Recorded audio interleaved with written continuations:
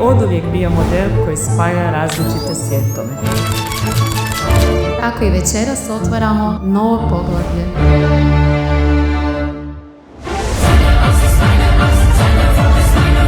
Poglavlje u kojem kajet ulazi u električnu eru.